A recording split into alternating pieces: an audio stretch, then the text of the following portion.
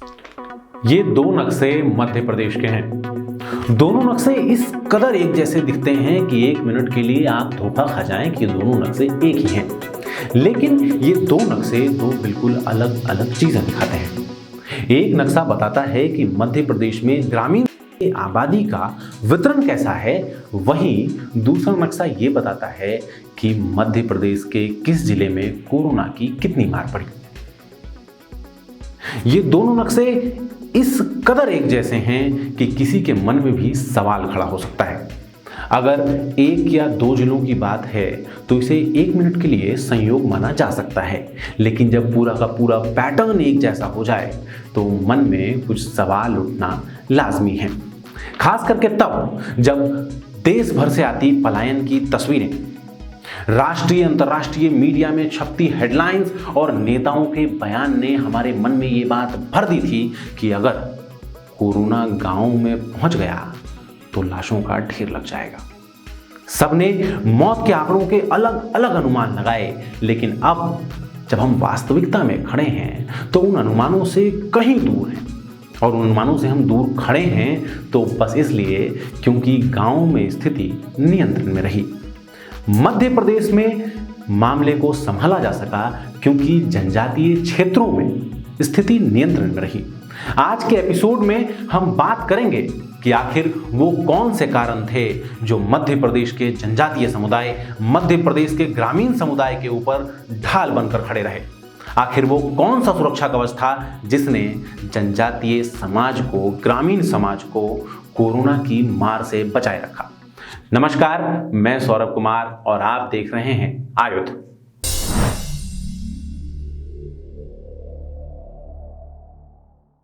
आइए एक नजर कुछ आंकड़ों पर डालते हैं। 80.85% शहरी जनसंख्या वाले भोपाल में कोरोना के 1,23,543 मामले सामने आए और 972 मौतें हुई हैं। वहीं 74.09% शहरी जनसंख्या वाले इंदौर में कोरोना के 1,53,218 मामले सामने आए और 1,391 लोगों की मौत हुई। 62.69% शहरी जनसंख्या वाले ग्वालियर में 1,23,543 कोरोना के मामले सामने आए और 972 लोगों की मौत हुई। वहीं जब हम ग्रामीण बहुसंख्यक वाले क्षेत्रों को देखते हैं, जिलों को देखते हैं, तो स्थिति बिल्कुल विपरीत नजर आती है, स्थिति बिल्कुल अलग नजर आती है। 83.27% ग्रामीण जनसंख्या वाले रीवा में कोरोना के मात्र 16,433 मामले आए हैं और 155 लोगों की मौत हुई है। वहीं 81.1% ग्रामीण जनसंख्या वाले धार में कोरोना के 12,571 मामले सामने आए और 130 लोगों की मौत हुई है। शिवपुरी में जहां ग्रामीण जनसंख्या 82.88% है, वहां कोरोना के 12,398 मामले सामने आए हैं और 125 लोगों की मौत हुई है। ये आंकड़े किसी और इशारा कर रहे हैं। ये आंकड़े इशारा कर रहे हैं कि मध्य प्रदेश के गांवों में, मध्य प्रदेश के जनजातीय समाज में कुछ तो ऐसा मंत्र छुपा है, कोई ऐसा बीज छुपा है जिसने कोरोना के मार को निष्क्रिय कर दिया।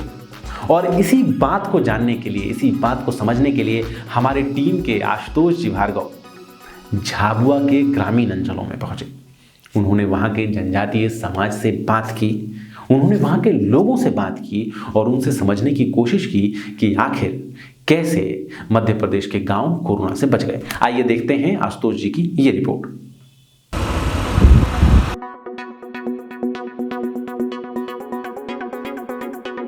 समझते हैं क्या है कोरोना? कुछ नहीं, कोरोना तो कोरोना कुछ नहीं हुआ। कोरोना हम खाया भी नहीं और हमें दिखा भी नहीं और देखा नहीं आया।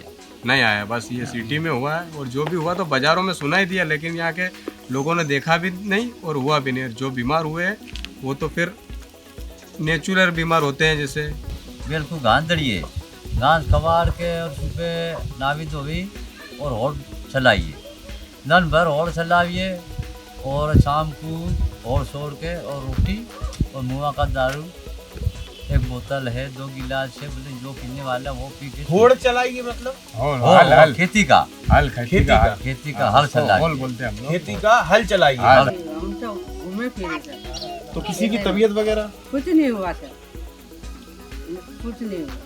काय के लिए हुआ भी नहीं। तो तबीयत खराब होती थी, दवाइयों में क्या लेते थे?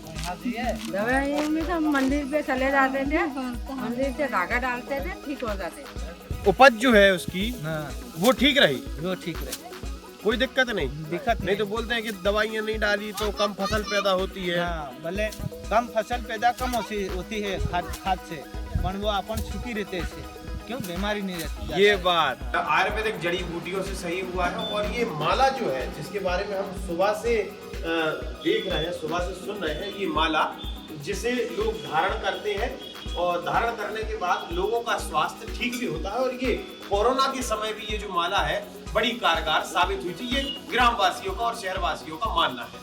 हमारे साथ बाबा मौजूद हैं जो ये इस माला को बनाते हैं। बाबा, ये माला जो है इसका ये कैसी माला है, क्या है, थोड़ा सा बताएं। ये अपन जो गला में बांध देते हैं तो ऑटोमेटिक ये भगवान का नाम लेके बांधते हैं तो ये ऑटोमेटिक ये आराम होती है। जितनी जो आराम होती है इतना लंबा होता है। तो इसके बीच में ये जो जड़ी बूटी है, ये जो टुकड़े हैं, ये किस चीज के? ये सतावर का टुकड़ा है। इस रिपोर्ट से कुछ चीजें निकलकर सामने आती हैं, लेकिन एक बड़ी चीज जो इस रिपोर्ट में नहीं आ पाई है वो ये है कि कोरोना के मामले कम होने का एक बड़ा कारण जनसंख्या घनत्व भी है। ग्रामीण क्षेत्रों में घर दूर दूर होते हैं और कोरोना के दौरान जब लॉकडाउन लगा था तो लोगों ने एक दूसरे से मिलने जुलने को बिल्कुल बंद किया, जिसके कारण भी कोरोना का प्रसार कम हुआ है। दूसरा बड़ा और सबसे बड़ा कारण वो है जनजातीय क्षेत्रों का, ग्रामीण क्षेत्रों का खान पान। उनके खान पान में सम्मिलित चीजें उनके इम्यून सिस्टम को, उनके रोग प्रतिरोधक क्षमता को, उनकी शरीर की ऊर्जा को कहीं ऊपर लेकर जाती है। और ये कोई प्रोटीन शेक नहीं है, ये दुकान में मिलने वाला कोई प्रोटीन बार नहीं है। ये वो अन्न हैं जो करोड़ों सालों से भारत की इस धरती पर उगाए जाते रहे हैं, मगर शहरी जनसंख्या ने पिछले कुछ 100 सालों में इन अन्न से, इन दानों से अपनी दूरी बना ली है। जैसे कि मध्य प्रदेश के जनजातीय समाज में कोदो का बड़ा प्रचलन है, कोदो खाया जाता है, मक्के का पेंच खाया जाता है। अब जरा आप इनके डायनामिक्स देखिए, इनके जरा आप ये आंकड़े देखिए। कोदो में 8.3 ग्राम प्रोटीन मिलता है, वहीं मक्के में 9.2% प्रोटीन होता है। जबकि अगर आप गेहूं देखें तो गेहूं में 11.8% और चावल में 6.8% प्रोटीन होता है। फाइबर की बात करें तो कोदो में 9.0% फाइबर, 2.8% फाइबर मक्के में होता है, जबकि चावल में मात्र 0.2% फाइबर और गेहूं में 1.2% फाइबर होता है। अगर मिनरल्स की बात करें तो कोदो में मिनरल्स 2.6% तक होते हैं और मक्के में ये 1.2% तक होता है। चावल में ये मात्र 0.5% होता है और गेहूं में 1.5%। ये आंकड़े और झाबुआ से निकले आशुतोष जी की रिपोर्ट हमें ये बताती है कि गांव अभी भी महामारी से सुरक्षित हैं।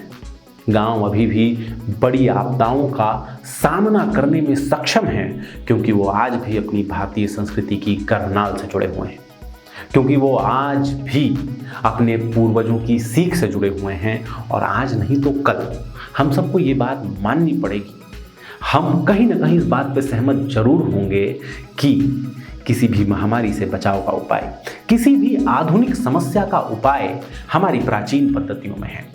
इस विषय में आपकी क्या राय है, कमेंट बॉक्स में जरूर बताइए।